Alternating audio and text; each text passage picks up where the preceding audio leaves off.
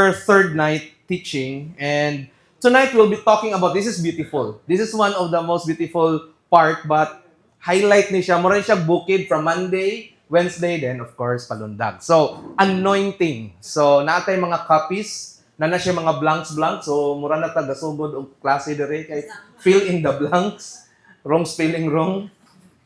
But of course, if nami ballpen, mas maayo. Now, we'll be talking about anointing, and pagsugod na to atong Monday, we started with the preparation of this journey. We are preparing ourselves to cross over. Pagka second night, we talk about crossing over, identifying God's voice, hearing God's voice clearly, discerning it. And now, kung humanata og discern, kung klaro na, we need to be ready for the journey. We need to be ready for the travel. We need to be ready for the things to take. And dili malikayan that if we are just looking at it in our own capacity, maingon jud tag imposible. Because always remember this, God is a great God. He will never give you an assignment that is not great. Never give you a mission that is just little. Because it's not a little God, it's a big, great God. That sometimes it overwhelms you, that it requires not your capacity, strength, or ability, but God's anointing. Okay, let me ask you this question. Unsa nang anointing? Unsa nang anointing? Anyone would like to unsa nang anointing? Okay? Question is this. Are you anointed? Ato sang klarohon ni basol day mga unsa dagoy baruganas ikto sa ani. Unsa may kinahanglang buhaton para. Beloved, let me ask you that question. Are you anointed child of God? Tarong ba? For some, they will say, para nas mga pastor. For some, they will say, para nas mga leader. For some, they will say, para nas mga prophet, mga miracle workers. But you know what? The reality, all of us are anointed because we are all saved by the grace and by the blood of the Lamb, Jesus Christ. And the moment that the Holy Spirit is living in your heart, when you believe and receive Jesus as your Lord and Savior, that very, moment, because of the Holy Spirit working in you, you're actually anointed. Usahay lang, na-separate lang siya nga, murag para ka ng word nga anointed, ayaw na gamita sa mga normal nga Christian. So na din, abnormal nga Christian. Kung para ranas, dili na pwede sa mga normal nga Christian, para ranas mga high Christian, wala magoy high, normal, or abnormal. Wala man. There's only one. We are all children of God. And again, yes, we know, we respect the authorities of the higher calling ang gihatag ni Lord nato, but again, we only have one head, and it's Jesus. We have different parts in the body to work together, but we are all anointed as part of the body. Diba? In 1 Peter, yun nga, kita tanan, we are what? The priesthood of all believers. Unsay pasabot og priesthood of all believers. Sa Old Testament manggod, lahi yun ang pari, the priest, and the high priest, lahi na sila role, and the people. So, people, priest, high priest. Muna siya, kuan sa una, hierarchy. But today, because of Christ, we are all what? Priesthood. Kita tanan, Christian. And what makes us become priests in this generation? Because of the anointing of God in us. How? Through the Holy Spirit. That's why, today, beloved, let's go to that identity as we ready ourselves to respond by tomorrow, but let's settle first ourselves tonight. Unsay meaning anointing? How to respond to that tonight? Pwede na to basahon together ni? Ready? Begin. God calls the most unlikely people, seeing beyond external appearances and focusing on the heart. Say this with me, unlikely. Ang Ginoo mogamit og mga tawo nga mga unlikely or let's say murag mga wala nato gidahom, wala nato gi-expect na kani diing tawhana pwede magamit sa Ginoo. Have you heard a lot of stories like that? Be, ikaw, be, kanang naanak ka sa ministry ron. Di ba? Bitong anong naabot ko dire? Bitong anong nakaserve ko sa ushering? Anong naka-lead na ko karon? But maybe before you even think about committing to serve in the ministry, making disciples, leading a D group, or leading an MC, you might even feel sometimes na, well, di man ko worthy to do it.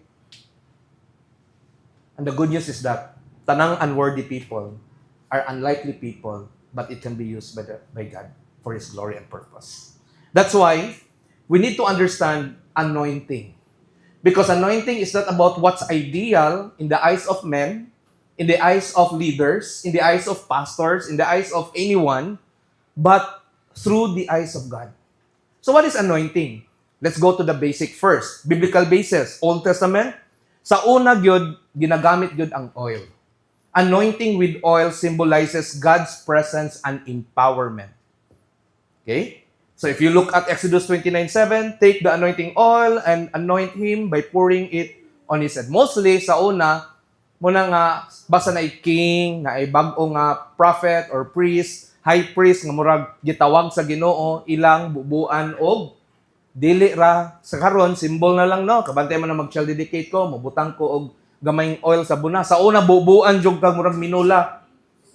I mean, but it's olive oil, no? Di ka manimahog pinirito pag human. It's it's oil nga nang humot kaayo. High class na siya. Imagine na si King David when he was anointed. That's our story tonight. Imagine na niya kanang gatulo sa bird nga anang ikaw mo'y nabubuan ana. And the good thing ana laki mura maguni siya mas kabantay mo anang mga perfume nga mahal nga mura na bitog danlog-danlogon, dili tong mura katong liquidy kay nga kuan. Nga mura bag butapot gyud imong panit nga dugay mawala bisan pag naligo naka pag-augma na aragyapon. Imagine na gibubuang kag tibok botelya. Butang nato 1.5 liter. Pila pa na kasimanang mo retain sa imuhang panit. So imagine niya dili siya baho, it's humot kaayo. So that's one thing nga gina-practice sa una in terms of anointing. Now, if you look at 1 Samuel, this is part of our story tonight. So Samuel took the horn of oil and anointed him, this is David, in the presence of his brothers, and from that day on, the Spirit of the Lord came powerfully upon David. So Samuel then went to Ramah. So this is an example in the Bible again, gi-anoint siya, but through oil. No? Now, in the New Testament, okay, Acts 10:38, it says, how God anointed Jesus of Nazareth with the Holy Spirit and the power, and how he went around doing good and healing all who were under the power of the devil, because God was with him. So this time, dili na anointing of oil, but through the Holy Spirit. If you look at here in the other passage, now it is God who makes both and us and you stand firm in Christ. He anointed us, set His seal of ownership on us, and put His Spirit in our hearts as a deposit guaranteeing what is to come. So, anointing sa New Testament o Old Testament, sa Old Testament is gonna be the oil that symbolizes, but in the New Testament, it's gonna be what? The Holy Spirit Himself. That is why even up today, one of the symbol of the Holy Spirit, if you've done Connect, Ignite, pag-abot sa Ignite Part 2, naa dito si God the Father, God the Son, the Holy Spirit, daghang symbolism si Holy Spirit, fire, wind, one of it is oil. No? One of it is oil. That's why nga kung ako, magdedicate ko balay, business, like katong dito sa Marina Shores, na sa ilang office, magbutang ta as the symbol of God's presence, protection, provision, and presence of God through the Holy Spirit. Whatever, labi ng bata, dedication, butang tag oil. Question is, pwede ba nyo nabuhaton? Pwede dili. True or false? Pwede. Na may baby oils balay. So may basog na power gyud nga wala na power, it's just a symbol. The most important thing is you know how to perform it by prayer and declaration, and you understand that you are allowing this place, this person, di ba? Example, kinsa diri nakasulay nga, di ba? Anoint the visit the sick, heal the sick, anoint them with oil. So mo adto mo hospital visitation, as you listen to the stories, As you pray, if the Lord is prompting you, anoint that person to be healed with oil. Then, di ba? So, example, inyong bata, nagsakit, as you pray for that, pwede niyo nabuhaton. It means, dili ra na paras pastor. All of us can do it if you know how to properly execute it. So, how? Pray, declare the word, invite the Holy Spirit to intervene. Dili na imong power. It is the Holy Spirit's power and move in the person or in your personal life. So, anointing sa una, biblically, it's form of oil, and today, by faith, it's the Holy Spirit. Okay? So, sa ato aron, there are unsa ang mga characteristics of God's anointing. When tag characteristic description, number one is this. Anointing is talking about the word divine empowerment. Okay? Usahay man God ang atong anointing, murag miraculous things dayon, makapabuhi kag patay, ang pungkol natubuan og tiil. I mean, it can happen supernaturally, but don't wait for those moments. There's a lot of things even behind that. Sometimes man God murag mga supernatural na sige natong gidepindahan sa power, supernatural miracles about anointing. But actually, it's happening day by day in our lives.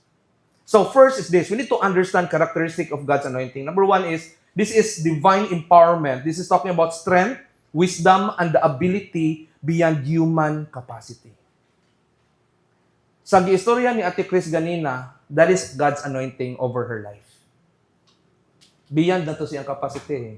Lang, hot flash ka, wala nakakabalon sa ibuhaton. But still, kabalo siya nga, I am anointed by the Lord. I can carry through in this season in my life. And that's a great example. Diba? Another one, spiritual authority. Authorization to serve, lead, or minister. Ang gibuhat ni Ate Rose, klaro po gayo to, na siya authorities over sa mga abat. O, di siya mahadlok. Nga naman, anointed si Ate Rose, confident siya, nga ang Ginoo, ang balang espiritu, mo'y naghatag niya kasing-kasing nga di magmahadlokon. Nabisan pa kung siya mo pakita niya dira. Because kabalo siya, she is anointed. Di lang dagway nato na siya kaayo feel to. Kay holy ra kaayo and all. But we'll look at later sa story. If makaingon ba tag pahulier ba ng anointing? We'll look at it later. Number 3, guidance. Direction and wisdom for decision making. The moment nga you know God's decision for your life, the moment that you know even how critical is this yes or no, kay mo usob yun is imong kinabuhi, unya wa ka kabalo unsay mga things nga umulabot, but if you decide because you know this is from God, at that very moment, that's one characteristic of being anointed. Di ka mahadlok mo decide. Even sa mga uncertainties nga wa pa nimo makita, the pros and the cons, the advantage, disadvantage. Bisag wala na tanan, but you decide for it. And not because kay risgada ka, but it's because you know, you're confident because of the anointing of God in you. The anointing flows in you in your decision making. Number 4, protection. Divine safeguarding from harm or evil. Mo din katong mas kuan ni Ate Rose, no? Wala. Ate Rose can walk over the shadow of the valley of death. Mingon gyapon siya, I will fear no evil. My prayer for all of us, dili lang kabahig-abat, but sa mga feeling nato sometimes that when we follow the Lord, murag na ay risky na ay kuyaw and all, if we are anointed, we will never have fear. If na may mga seasons sa inyong life, sa family, sa relationship, nga murag medyo mahadlok mo decide, mo dagway ni buhaton, dili dagway, or even sa inyong ministry, or sa inyong discipleship, or in your personal life, if you're anointed, you know, God's protection will be with you. Imagine imong kinabuhi. If you understand, and if you live out your anointing daily, who can stop you? Again and again, mayroon sila nga, may mga pastor kay risk taker again dili lagi ko risk taker, but I know I'm called and I'm anointed, and that is God's purpose. How about you? Pangutanin mo tupad, ina-anointed ba ka nga anak sa Ginoo? Ha? Nadihuga na batang tanan? Ha? Ha? Saman? Ang tawad na imong tupad, we. I-check sa natog. Basog bibi oil na to sa una, ba kaya puhon na to diri ba, ya, panuhutan tong kuan. Beloved, again, it's not about symbolism. It's not about having ceremony, Nauban kay, they're so looking forward to that ceremony. Na si pastor mo, anak na gyud nila. We're all the same. There are times that nara kasi mong room, and the power and the presence of God is in you. For some, yeah, maybe usaka conference and there's altar call. This really, really good to be ministered. But don't wait for that moment, because even tonight, as you walk with God, as you surrender your life to God, remember, kanus ang nagsugod ang anointing? The moment you accepted Jesus Christ as your Lord and Savior. So kung 10 years na ka, 10 years na kang anointed, unsay imong gibuhat sa imong anointing? Muna question. Kung 5 years na kang naka-accept ni Jesus as Lord and Savior, ang pangutana, gaunsa ka? Kung muani si Jesus karon, mangutana, Kenneth, giunsa nimo akong anointing? JC, giunsa nimo? Tonton, giunsa nimo? Because sometimes, the enemy will just deceive us.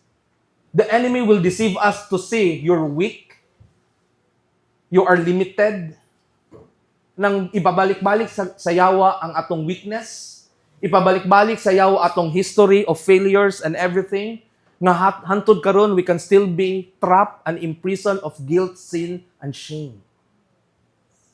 But remember this, over those things, by the grace of God, you are anointed. Amen. Kung naaga ni mo kaubas, ministering galuya-luya, ingna, kumusta yung anointing, oy? Masugula ka mata ba nga labitaw, no?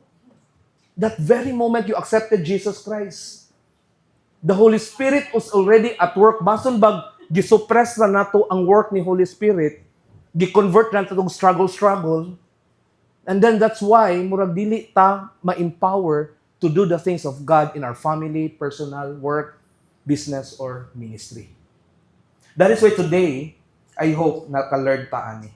Lastly, characteristic of God's anointing, favor. What is favor? Unmerited blessings and opportunities. Kung ato lang tao ni sa world, grabe ni. Muni ang giapas, gilanat.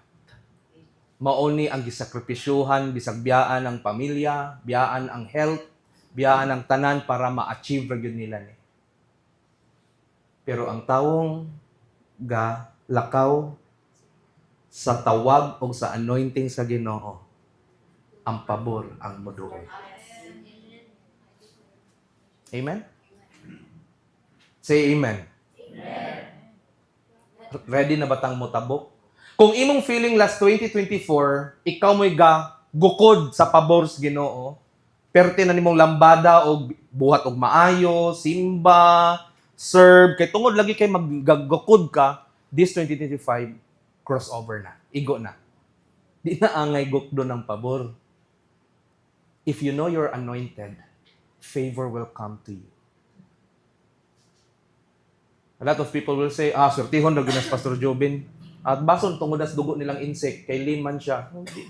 Amo nang naa siya business kay Lim. Amo nang ang church kuan kay Lim. Ang mga insect manggod, anak manggod. Ko nga, di man po dagwetan ng insect po kuan. Ang ako is, wala mo ko ikapasigarbong insect ko, kaya kung nawong di man jud insect. Mas tabada man ni. mas bisaya man ni nga breed. But there's one thing I am for sure. I am a child of God. I am a child of God. It's not about because of what we do. First and foremost, it's because of who we are. We are a child of God. And remember, in this world, wala joy hayahin kinabuhi. I mean, ayaw ko gunahunag, mugaway na ang tanan.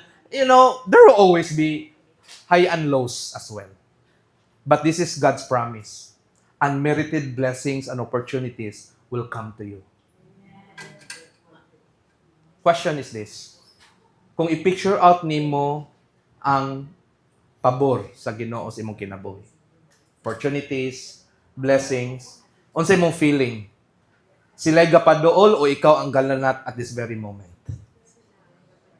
Ha? Atong klarohon ha.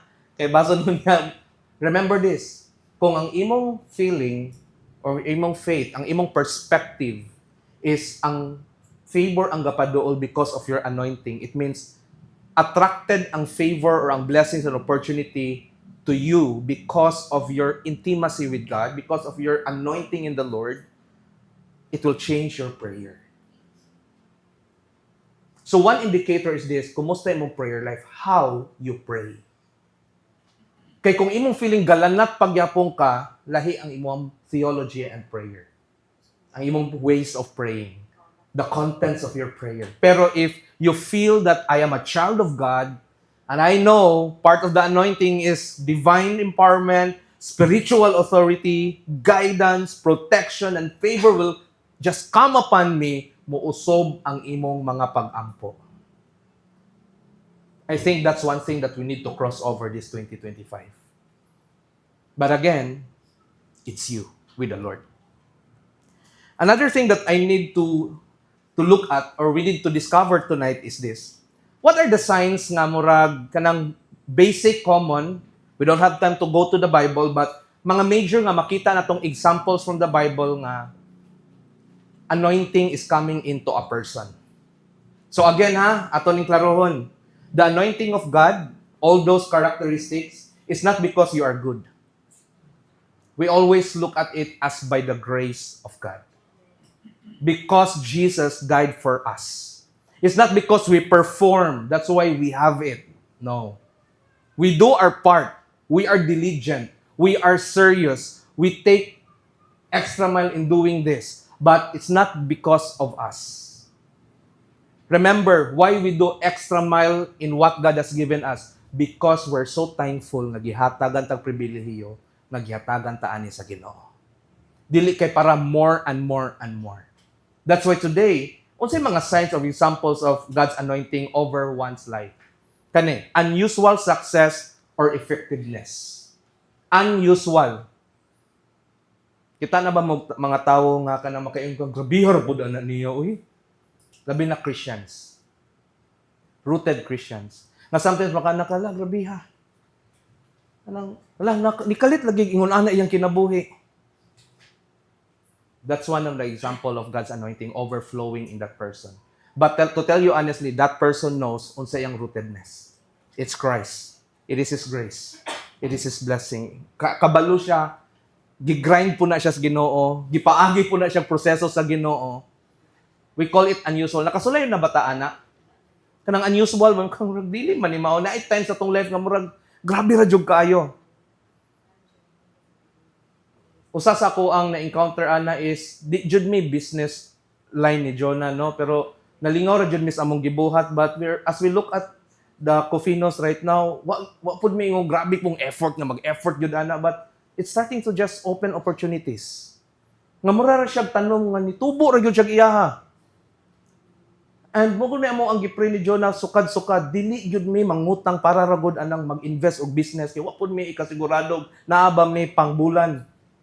Because what we have right now is just for igo-igo ra. But as we see it, it's flourishing. It's for us. It's like an unusual success. Si Pastor Johnny Hangon, itong dito mi siya. Grabihan, no? After 10 years, wa jud ko ka dahom nga maabot mo ana. Siya sa gay nagasugod siya katurag yun ng 15 ka kilos nga beans imong gipadala na mo pastor itong one time nga LC 2 mi didto giingnan mi nga naay 15 kilos nga beans siya dili na sa church ha inyohan na namoy tuloan na ka option. Number 1, pwede niyo i-donate sa church para pangkape sa Sunday. Siya number 2, pwede niyo na ipanghatag-hatag para makakonect mo, or number 3, inyo nang patuyokon. We choose the third one as we pray. Motong gasugod ta diri og coffee maker until it grows, and suddenly, after hapit na mag 2 years, karong February. So, nakatsulay bataan eh. Or let's talk about effectiveness. Kanang sa una, imong feeling, effective ra ka sa work. And then God has opened you an opportunity to be effective in somewhere, nga mura og, lain, kung ikaw maglantaw, ingon ani ra ka, pero sa uban, grabe nakakaayo. Grabihan na kayo sa imuhang kuan, uy, active na kakaayo, uy. Ano niya, sino? Okay raman ko. Wala mapupunan ng kamot. I mean, I'm just enjoying. That's God's anointing. Wala kay effort ba? Pero sa lang taos uban mura na agrabihan na niya kabisi para sa Ginoo, ana na mura agrabihan na bet. Wala man gyud tay. Di ba? I mean, that's one way that we can encounter God's. It's an unusual success or effectiveness. Number 2, supernatural wisdom or insight. I think one thing that happened to Ate Chris sa iyang testimony is this, na is supernatural wisdom sa moment ng murag shadow, darkness is there. And wala na siya, murag, wala. You're in your room, you're alone, wa kay mastorya, but that very moment, there's that supernatural wisdom or insight what to do, to worship the Lord, to pray the scripture, instead of mag-focus sa self. Who can do that? You cannot do that in that moment, but it's only through the anointing of the Holy Spirit in your life. And that's the beauty of it. Number 3, increase faith or boldness. Nakasulay na ba mo sa inyong kinabuhi nga sa una, maybe gasugod ratag curious na taon sa ng Kristohanong kinabuhi. Human, sulay tag commit og simba-simba, di ba? And then suddenly murag sige mag-announce og D group or MC or ministry. Sige sulayan dagway ni nato na. And then suddenly the more that you committed, because probably murag curious ra ka, but the more you committed, the Lord sees your heart. And then suddenly, He activated the anointing over you, and now, you're so fiery for the Lord. Amen? Wa dyan nagsugod nga hot kay tas Ginoo. Kabantay mo? Wala. Wala dyan isugod sa ministry nga murag, magpagamit ko kay hot na kayo ko sa Ginoo. It started with, murag, okay Lord, if dere, then dere. If test, dere dagway ko dapit. If dili, then dere na pod. And dili, if dere na pod.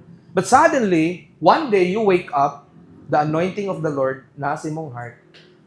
Nga murag kung sa uban, lisod kayo imataog sayos Domingo para mga lagads Ginoo. But for you, with your commitment, bisag ulan pa, mabasa pa ta usahay mo adto og Domingo para sa devotion and all, but we're just so happy because of the anointing of God. Kanus apod nato makita ang anointing ni Lord. Kanus ang kasagaran mo increase atong faith and boldness when persecution comes. When pain and hurt comes. When hopelessness tries to invade your heart. Labi na ng panahong masakitan yun ta.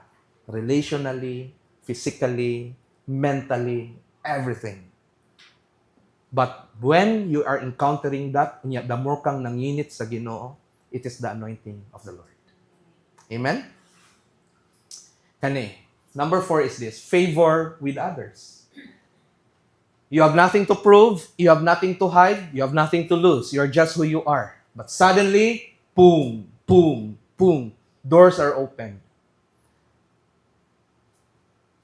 This is one thing, nga story sa prayer and fast namo, labi na sa Philos Adventure na agency. Like, I'm one of the group marketing manager together with Ate Chris, Mama, Ayan, sila ang mga GSA nga naadari. At the same time, si Ate Kikit, ang anak ni Pastor Robin Onabia, magulang ni Totot, ni Anhe.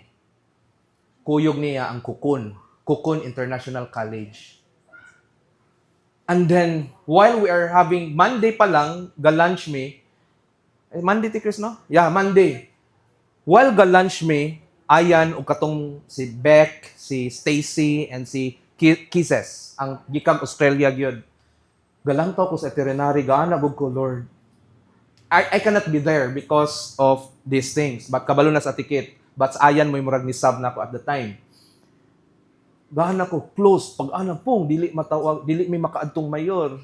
Walay murag 50-50 if makaadto bas mga campuses. Anong saon ni murabag nanganhigay sila para mo visit, para mo sa vision and all. And that's one of my prayer and fast also. Lord, pave the way. Kabalo ka, Lord, unsay purpose ani. Lord, gospel bait ra namo ni, entrada ra namo ni para makasulod mis mga campus. You know our heart, Lord. But all we need to do, di mi dapat mo struggle. We just need to surrender. Kuyawan ako personally. Kay baso niyo maulawan mi ba nga ni anhi god, ni invest gog anhi.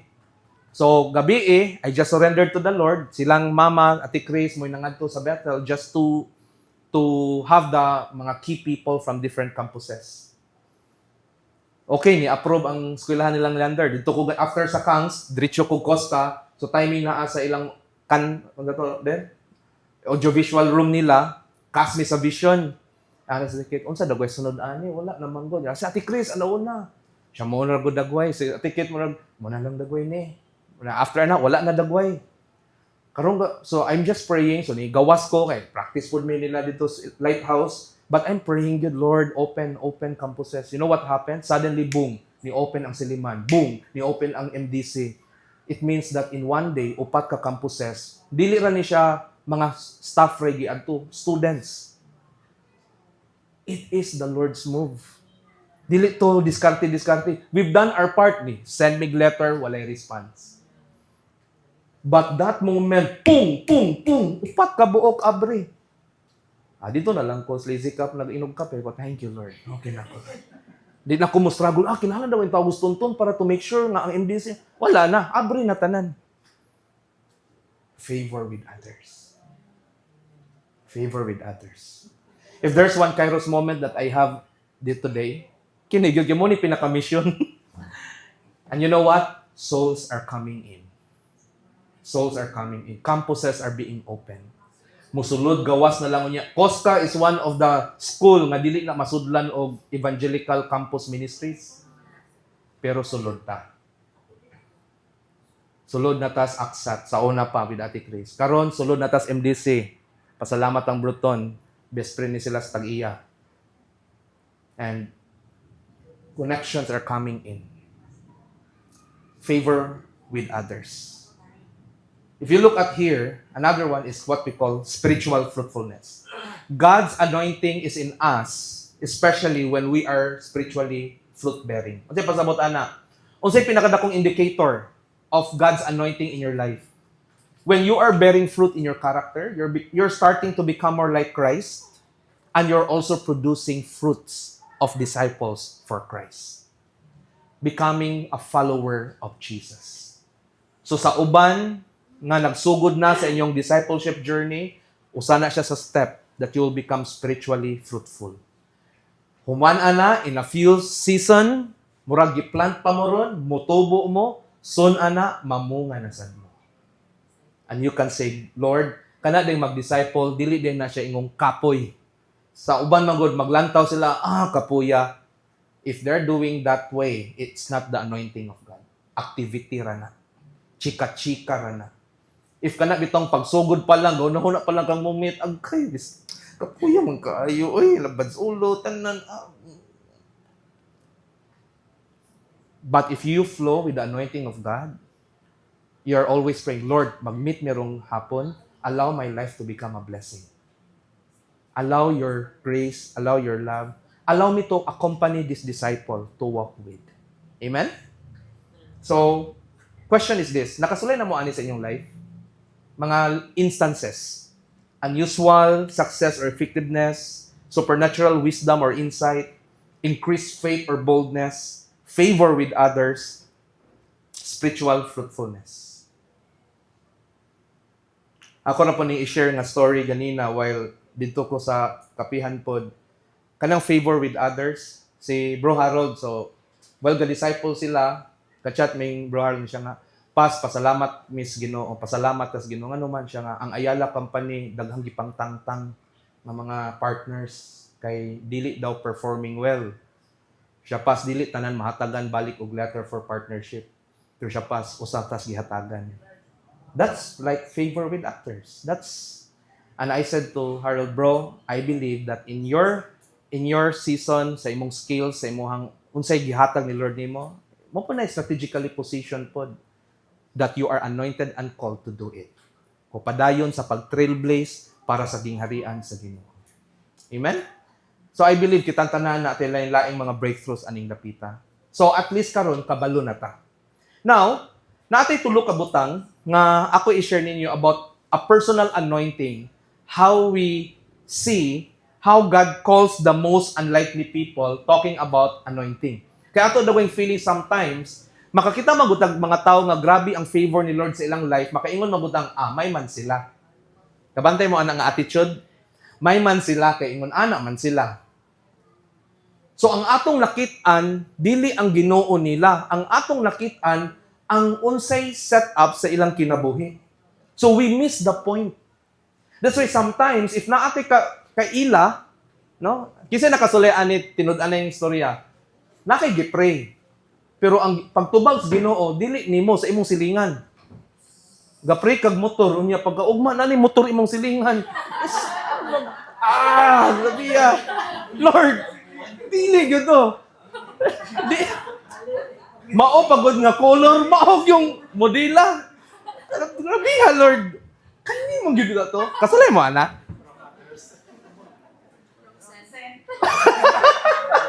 Kulang anointing. That's why sometimes, mo ni siya, layhan tang i-bless, pero atong kasing-kasing, pobrehon gyapon mentality. Kurap ra gyapon.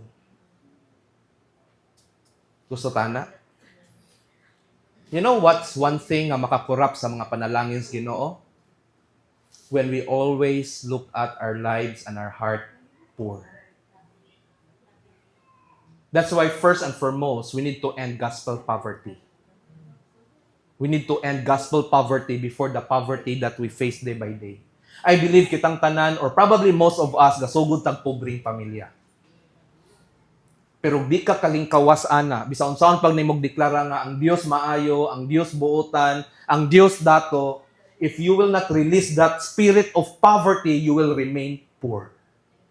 To tell you honestly, sometimes it's a passing of generational iniquities. Ngano ni? Pobre lagi. Ngano ni? Ingon ani ra gyud dagway ming linyahan gikan pa ning mga sungkod nga lolo, dihan to. No. You can end poverty in your lineage. You can end it. But it must start with you. End first the gospel poverty so that you can end the poverty that corrupts you, your mind, your emotion, and your will. Unsa may usa sa example nga wala na tay gospel poverty and we're really ready for God's favor in our lives. Kung tuas pika silingan na answer imong prayer unsa atong buhaton? Pasalamati, rejoice in the Lord. Amen. Sa tinuod nga storya mo ni, hatagan ta mo picture ha sa katong nga example. Sa tanan akong gi-disciple nga couple ron, puro na nay anak. Last anak si Peter ug si Denise. Pero sa una, kami may unang nangayog anak. Gihatagag anak silang Lizel ug si Roderick. Thank you, Lord. Taon-taon, si Patrick pog si Neres. Uy, to mas mga disciple, Lord. One time, ga personal intimate space me with Peter and Denise, kamirang duwa, ga car camp mi ditos. Katong bang ditos, to? Victoria's Haven, dito. Ga-soak kami sa mong presence ni Lord, alas 10 sa gabi niya, buntag na niya, init na kayo, pero namin car camp, and suddenly, they reveal it past mo, ato meron, magpa-check yung mura na ana. Wow. O Lord, sama ni Lord, sila lagi tanan na ana, Lord. But one thing we have in our heart, we always rejoice. We never put envy. We never put, mga spiritual envy. Lord, kami man unta ang full-time. Lord, kami man unta ang nangalagad og full-time. We rejoice. Sa tanan na ko nga mga gipang dedicate, I rejoice with all the children because I know they will be the next generation in this church.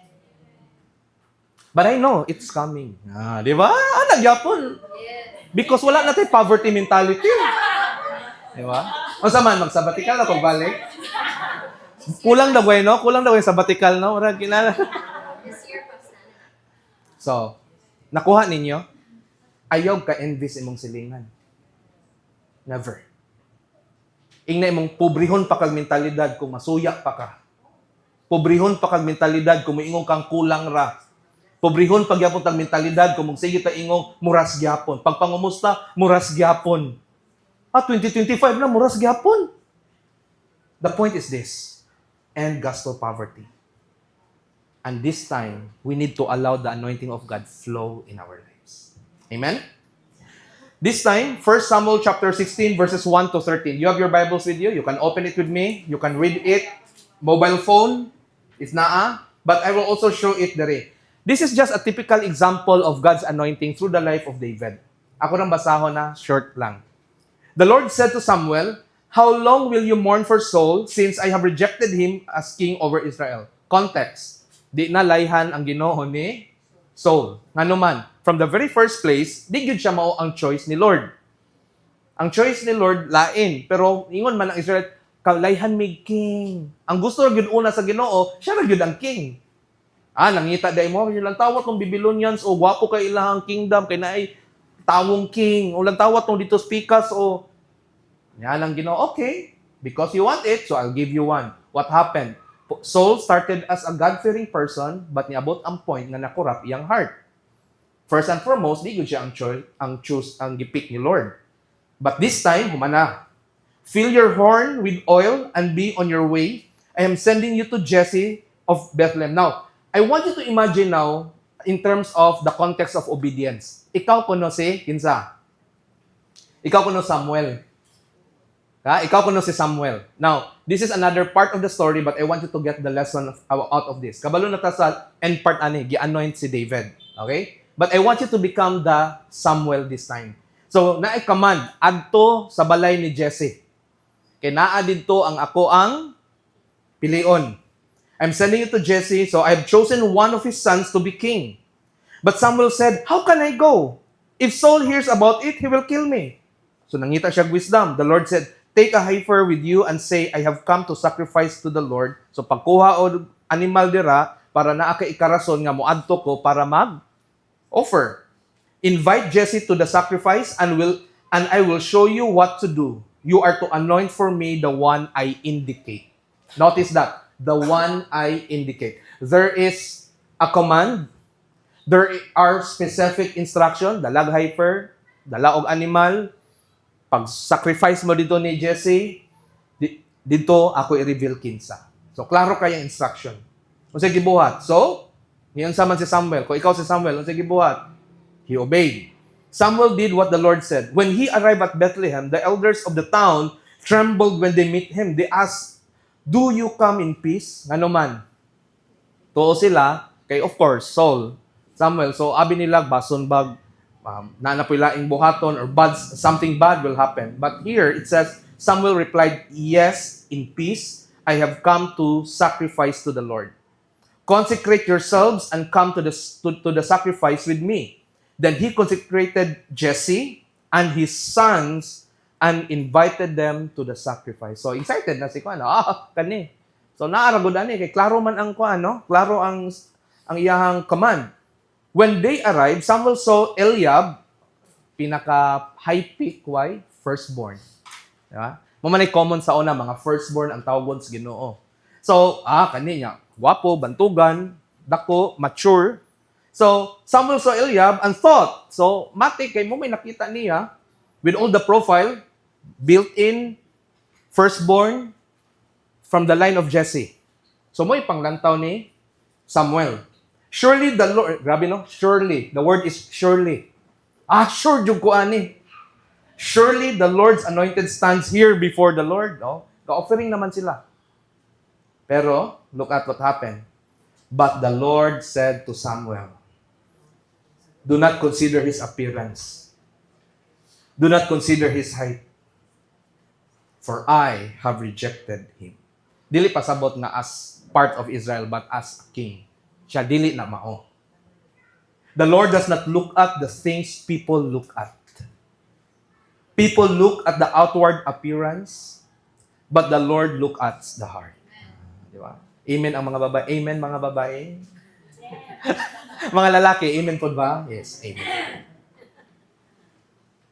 Then Jesse called Abinadab and had him pass in front of Samuel. But Samuel said, "The Lord has not chosen this one either." So, wag yapon. Jesse then had Shammah pass by. Then wala ra gyapon. Nor has the Lord chosen this one. Jesse had 7 of his sons pass before Samuel.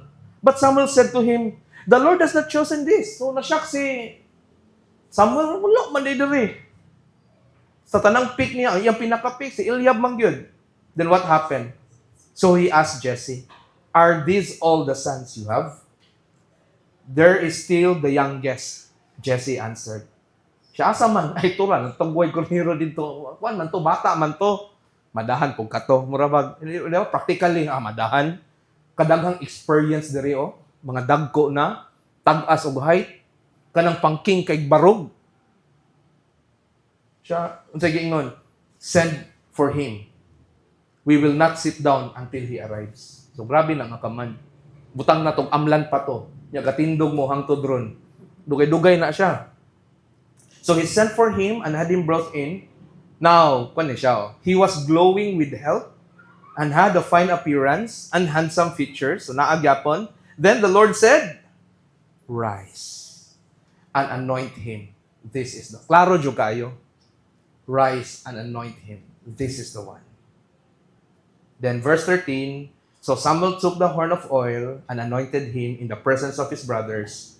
And from that day on, what happened after the anointing? It's not the oil. Okay? It's not the oil from the horn of Jesse. Ang horn ni Jesse, di na sungay ni. Kaya ang sa Bisaya, manggod, murag, so siya binisayag the horn of Jesse. Sungay si Samuel. The horn is ang suludlan na siya sa, kay mura man nag-iyabo. Wa may botilya sa una. And it symbolizes strength and leadership. So, kingship man ni siya nga pagbutang. So, what happened here? After sa anointing gid, what happened? From that day on, the Spirit of the Lord came powerfully upon David. Samuel then went to Ramah. So, ang atong picture nga gikuha dira is the anointing of David. Dili pa siya king. Actually, he waited many years before pagid siya na king. Kita mo og mga Psalms nga si David gaingong, how long, O Lord? Kanang nga mga prayer, kanang how long, mga Psalms 27, kanang waiting patiently. Kabalo ka muna siya iyang agony sa time nga, Lord, imo man dagoy kong gi-anoint nga king. Gilanat man noong kongsul kay patyon ko. Lord, di ba niingong kang imo ko himuong king? Ga-struggle pod siya waiting. Dili siya perfect. Di ba? So, lipay ng tanan, kay gi-anoint siya na king. Human ato, nakasala pod siya. Adultery, pag yun og murder. Di niya po siya perfect. So what does it mean for us tonight? God calls the most unlikely people seeing beyond external appearances and focusing on the heart. Si David ang gitawag sa Bible nga the man after God's own heart. Perfect ba siya? Dili. That time, bata siya. That time, shepherd lang siya. Kasulay ba mo ana usahay pod sa inyong life? Murag na ay call si Lord sa inyo, especially talking about ministry, and then makayong kang sure ka, Lord, nga imo ning tawag nako, Lord. Kinsa man tawag ko, Lord, para mabuhat ani Lord. But if the Lord's calling you, it's not about because of your appearance. It's not because of your capacity. It's not because of your intellect. It's just simply probably nakakita ang Ginoo how you pray in secret. How you connect with Him in intimacy in secret. Kita lang din siya sa imong heart. Dili tungod sa imong performance in how you become a Christian, but in your intimacy with the Lord daily. Amen? So, 3 things, beloved, is this. Remember, principle number 1, God looks beyond the packaging. Kaning naa nato tanan, packaging rani. Kinsay nakasulay diri nakadawat og Lazada or Shopee or Lazapi. Kasulay na mogdawat og Lazapi? Wala mo kita na? Manay bagong career ron. Lazapi. So, mo kita na nga real? Manay ampay papadyan nga nga vlogger. Kanang career nga memes nga joke nga Lazapi yang gikuan niya. Memes na siya, nakisabot siya sa mga owners, part of advertisement. Nya ilang i-prank ang ilang mga customer sa Cebu. Mingon dayon nga sample butong, anang butong. Uy, ni order makas Lazapi nya mo ana ilang ko. Uy, wala mo ko ni order ana. So that's how their marketing strategy comes in ba. Check it sa Facebook na ana siya makalingaw pod na. But remember this, packaging. Kanitanan, imagine yourself as a package. 'Di ba giputos, dayon gi bubble wrap, gi karton, and then ang item na sa sulod. Kung ikaw mag-abre, unsa may mong focus? What's the excitement that you have? Is it more on the packaging? Aesthetic kay packaging. Oh, itong. Pag-abre nimo, wow, naagi siya styrofoam. No? Or wow, naay cartoon. Mo ba yun? Or, murag, sakit na ko ini. You get the point. Uy, mo yun ni. Ay, mo din ni. It's always the item. You know what? That's how the Lord look at us. Forget the packaging, forget everything. What I want is the item inside this person. Ang giapa sa Ginoo nato ang atong heart. It's not the packaging can change from one time or another. Some packaging are like broken. Di ba? Murag ganun, ma-frustrate ako sa Lazada or Shopee kay murag wala na ayog pack and all. But at the end of the day, may butang, at least wala na buak. And then, we're still satisfied with the product. Unsay point, Ana? The Lord is always looking us, not in the packaging that we have. Our human expectations are assumptions. So do not limit God. And He is more than capable of using the most unlikely people to accomplish His purposes. We started with being unlikely or dili ta katong mga tawo nga gilayhan Diyos Ginoo. When we are still unbelievers, we are called enemies of God. But when we accept Jesus as Lord and Savior, we become friends of God. Beloved, if you feel like that you are a person nga murag dili fit sa calling ni Lord. Kasulay mo, ana, murag Lord, di na ko fit ani nga calling, kay murag makasasala kayo ko, ingon ani manggug ko. Nako ingon ninyo. Gusto mo makabalo? If you feel like murag incapable mo, di mo kapasar sa standard, kabalo mo unsay nakanindot ana, it means nga mas kamog yung gamitos Ginoo. Kay nangita ang Ginoo og tawo nga nakakita nga if ako rang kusog ug ako rang pagkaako ang pabot-on murag di ko kapasar nga mga lagads Ginoo. Ngano man kinsa may mo qualify nato ang grasya sa Ginoo. That's why tonight we're being reminded just like David, it's not about the appearance. Ingon di ba sa story, it's not about the appearance, not about the height, but it's about the heart. That's why cultivate your heart for the Lord.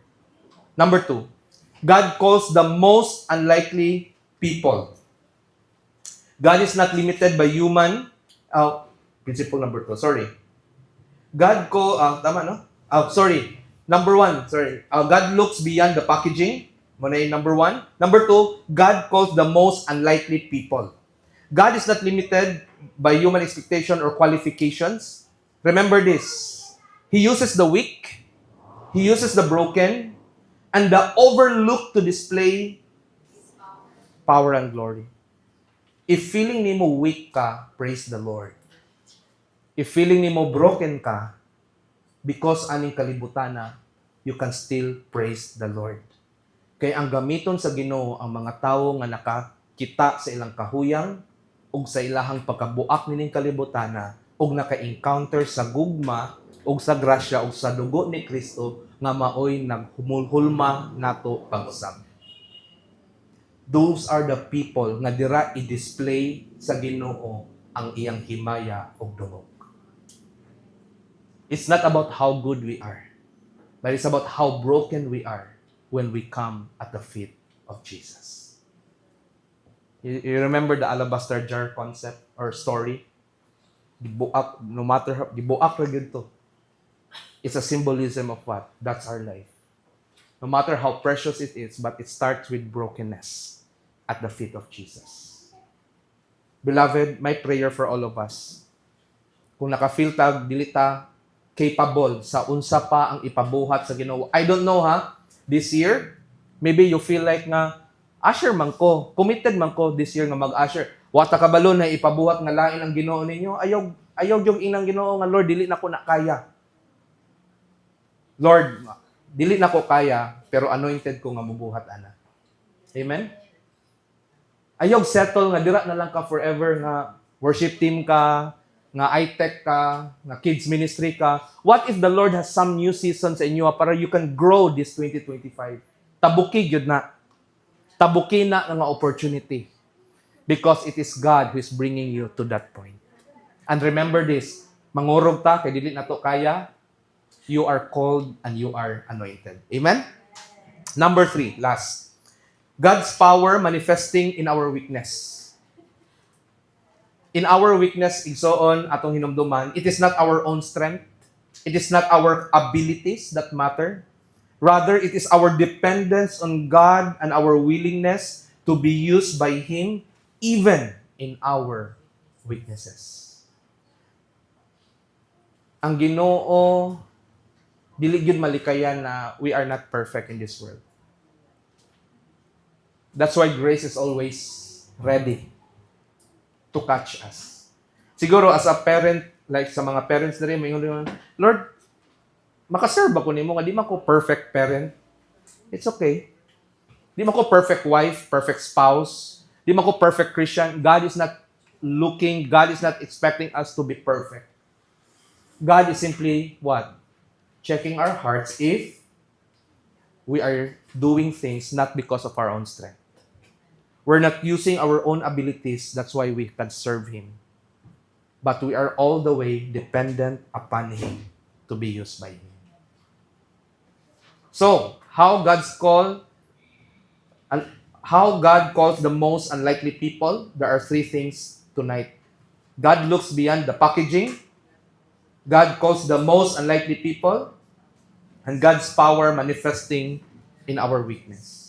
One great model, one great story is found in David's life. I don't know sa story. I want you to, sa inyong pagtulog later, try to read it again. And try to take the angles. Kinsa ka sa story. Sa imong season ron, kinsa ka. Are you the David? Are you the Jesse? Are you the Saul? Are you the Samuel? And try og reflect, asa ko dapit sa akong season ron? And I pray that you can also have a kairos moment in that. Bonus point. Kaya naaman mo diri, bonus point. This is now how to receive God's anointing. Gusto mo maka-receive if you feel like murag wa pa magugumurag ang feeling wala pa. Bisag gi-accept na nako si Jesus og ikaupat, kalima, kaunom, murag wa pa mangyapon. Beloved, just a little refresher. How to receive God's anointing? Number 1, pray. It's all about you and the Lord. Maybe karong gabi you want to recommit your life. Maybe sa pagluhod nimo ron sa atong prayer time, wala tayo laing prihan but atong anointing. Lord, I'm kneeling before you. I want to recommit. I want to receive again. If wala na ko naklaro for many, many years. Kay mura na ko Christian ra akong panglantaw sa akong kaugalingon o ang mga anointed, mga pastora. Lord, starting tonight, I will go out in this room filled with your anointing. Pray. Ask for empowerment. Faith. Starting tonight, as you pray for God's empowerment and anointing, as you pray, have faith starting today that you are called and anointed. Please know that you are strategically positioned where you are. If you are a teacher, you are strategically positioned there. You are called and anointed. If you're a businessman, businesswoman, work from homers sa inyong community, youth, campuses, musicians, you are strategically positioned with the strength, with the empowerment of the Holy Spirit, and you are called and anointed to do God's will. Amen? All you need to do is to have faith. Number 3, how to receive God's anointing? You pray, you put your faith, and you obey. Kung unsay ipabuhat sa Ginoo, follow God's instruction. It's very important. Obedience. Then, number 4, baso niyang pagawas na to dire. Ikaw kay di ka anointed, ako double anointing kung gabi yun. Nanginit yung kuatog yun, nanimbalot ang balhibo. Ikaw, musta man ka? Tayo sa hamarag, nasubraan na dagwa itong anointing kung tawanat. Asa man tugi ka na, prayer and fasting to sikto, so anointed na sa tanan. Well, just love God, obey God, just be humble. Allow God's work be fulfilled in your life. If there are some great favor and open opportunities that comes in, just give back the glory to God all in all. Amen? Whatever successes, whatever wonderful things that we'll receive this year, let it be that our hearts will always be for the glory of God. And number 5, seeking spiritual guidance. Kanya, importante po ni. Journey with the discipler and community. have a person who will mentor you. Kay usahay mo ni problema, sometimes, daghan kayong mga anointed gyud they started, but at the end of the day nahimo na silang Jesus. I mean, why?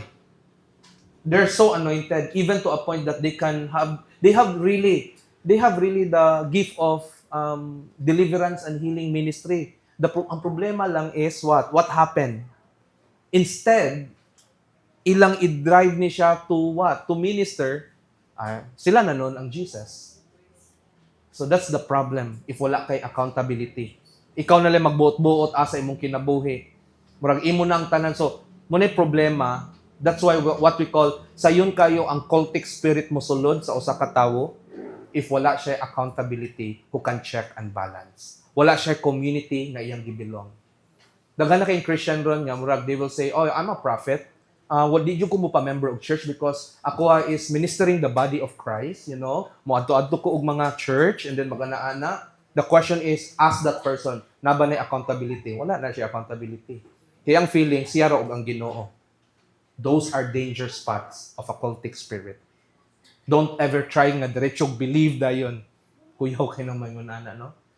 Yeah, ilara ba dayong iingon is we are ministering the body of Christ. But the question, kinsa man gyud? Muna always, kinsa ang people who are overseeing these people? If wala gani mo makita zero, ya daghan na kayong man follow nila, careful. Be very careful. Okay, we're done.